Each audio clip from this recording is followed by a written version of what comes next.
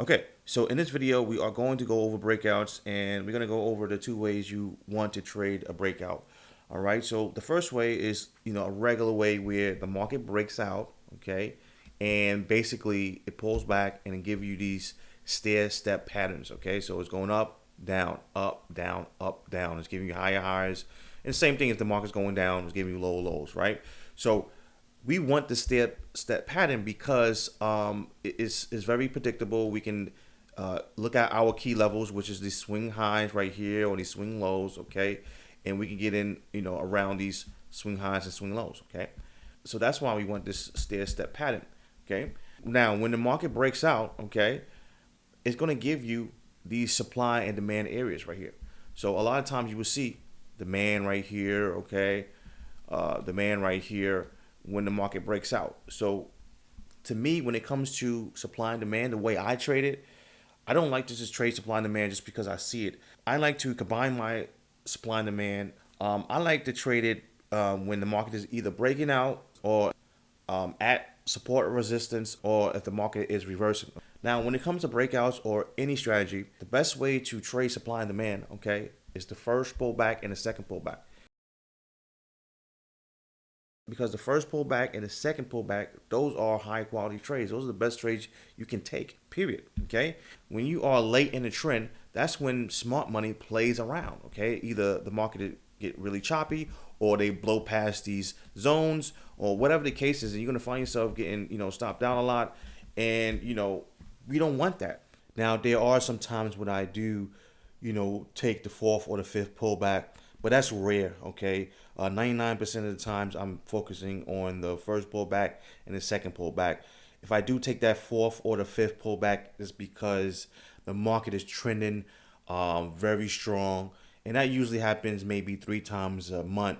So, if the market's trending really strong, it's above that 21 or 20 moving average, and it's trending for the whole day, maybe I try to get in at that fourth or fifth. But a lot of times I'm done for the day when that fourth or fifth pullback comes anyway. So a lot of times I'm not even trading around that fourth or fifth pullback. And another way I would get in at the fourth or fifth pullback, if the market does something like this, let's say the market goes like this, goes down, right?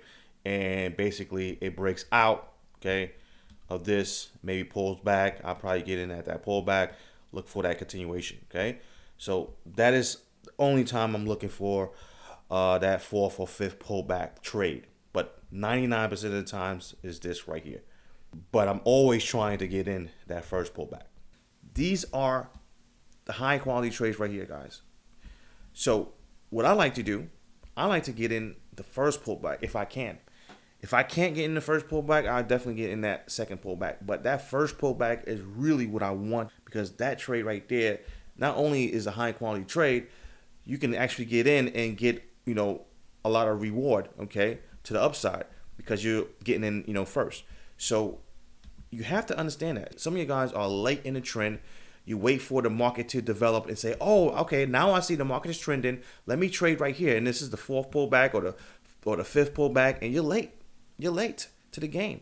And you're wondering why you're getting stopped out so much. Now, I'm not saying that the third pullback or the fourth pullback or the fifth pullback can't work. Yes, it could work.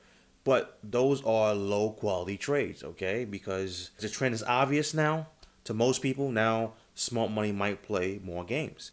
And when it comes to the market, guys, a lot of times you will see the market break out and give you sometimes 3 flags or 3 pullbacks in reverse, okay? So keep that in mind.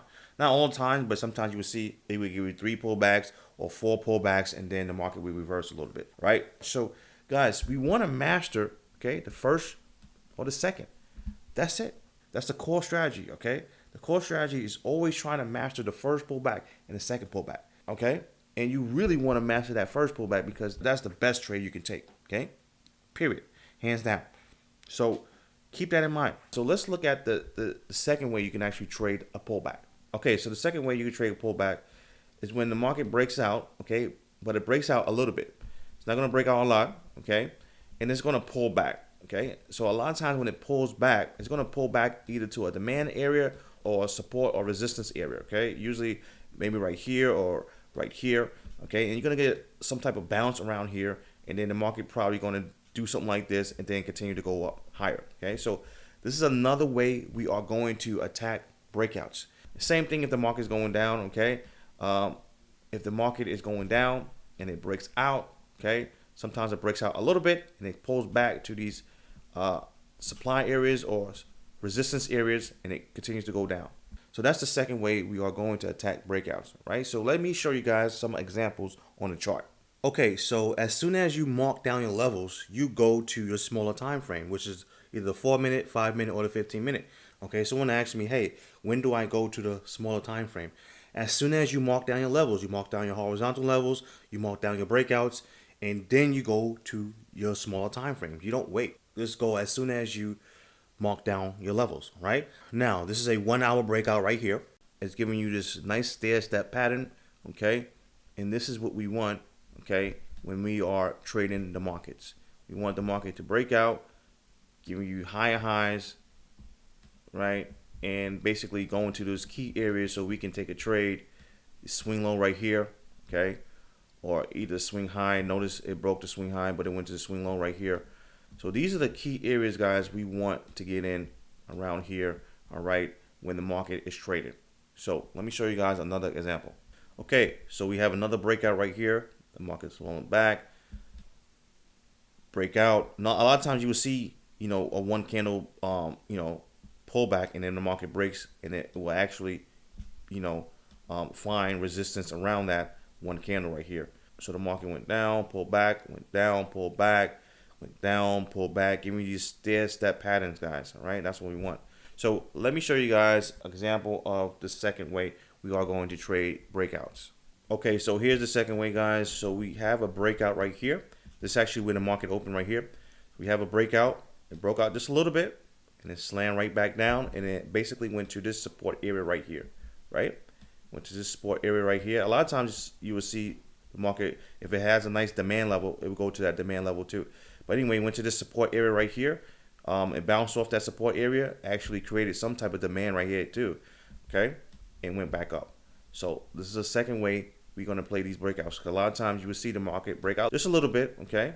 And then the market basically goes back up, right? So let me show you guys another example. Okay, so we have here the market breaking out a little bit, and it comes right back to this resistance and to this resistance right here. And it goes back down. This is actually where the market opened right here, okay, which is 930, and then next thing you know, it goes back down, okay? So this is how we're going to play these breakouts. Sometimes it will break out just a little bit and then comes back, find resistance around these areas right here, and then it will continue to go back down, right? So notice how it basically formed resistance right here at this swing low right here, and then went back down. So that's how we're going to play these breakouts, guys. It's very simple. We don't want to make this, you know, rocket science. So you're going to either play the regular way, or you're going to wait for it to break out a little bit, find resistance or support somewhere at the end of the breakout, okay? And then we're going to look for trades around here and basically look for that continuation, right? So a couple of things I want to talk about before we go to the next video. Let me show you guys real quick. Okay, so the first thing I want to talk about is a lot of times when you see breakouts in the morning time, the breakouts are usually going to some type of support or resistance. So you will see the market break out and then maybe go to a resistance area right here. This is a good example. It's going to a resistance area, and then it will find resistance at that area. Okay, so vice versa, if the market is going down, let's say we have a actually, let me draw this real quick. The market's going down and it breaks out, okay, to the downside, and we have, let's say we have support right here. A lot of times the market will just basically go to that support area, right? And then makes you know, sometimes it will bounce off that support area, give you a reversal, okay? So guys, keep that in mind when you're trading, okay? Sometimes the market will bounce off those support or resistance if you see the market trading towards those resistance areas or support areas. And you might get a snapback and, you know, nice reversal. Sometimes the reversal will go all the way back to that breakout, okay? And sometimes it won't, but sometimes it will go all the way back to the breakout, right? And the next thing I want to talk about is if I see a breakout, right, in the morning time, and we're down, let's say we're down here, okay? So let's say that we're looking at this right here, and let's say that the market opened around here. Me personally, this is just me, I'm not going to most likely trade this market because I want to trade the breakout, right? Unless it's a support area right here and the market gives me a nice setup right at that support area, maybe I would take that. Okay, but for the most part, I'm like, you know what? I'm going to skip this market. Let me see if I see another market breaking out or whatever the case is. Okay, so that's what I like to do. Again, I would probably skip this market, or if I do see a nice reversal pattern, maybe an inverse head and shoulders or a nice pop, okay, show me a nice demand level, okay, and it pulls back to that demand level, maybe I'll take that trade and get that nice reversal. But if I see the market basically all the way down here, that means that the market is probably not going to give me high quality trades around here.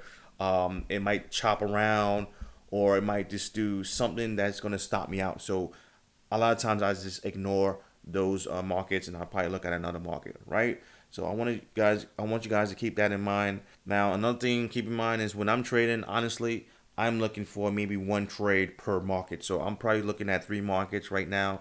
Probably going to add some more to my list. I'm looking at NASDAQ, US 30, and gold, but I'm probably going to add some more to my list. And honestly, I'm looking for one trade per market. Okay, so let's say I get a nice breakout and I take a trade around here, whatever, or I take a trade around here and it's a nice winner. Okay, I'm not going to look to trade again, because if I decide to trade again right here, the market might chop around. So me personally, I like to take those high quality trades. So that first pullback, that second pullback, that's what I like to do. So I try not to take no more than 2 trades per market. If I do take 2 trades per market, it has to be a very high quality trade. But be honest with you, I'm probably taking 1 trade per market. So let's say I'll take a trade on US 30, I'll take a trade on gold, or I'll take a trade on NAS. So that'll probably give me a total of 3 trades for that day. Or sometimes I don't see a good setup on gold, so I'll probably just trade NASDAQ or US 30. Or sometimes I only just see one good setup, so I'll just only trade the NASDAQ, whatever the case is, right? Or only trade gold. So keep that in mind. I'm not really trying to go in and out and trade like a madman. If that's something that you do and you're successful at it, then go ahead. I'm not telling you not to do it. I'm just telling you what I do. I like to, trade like a lion.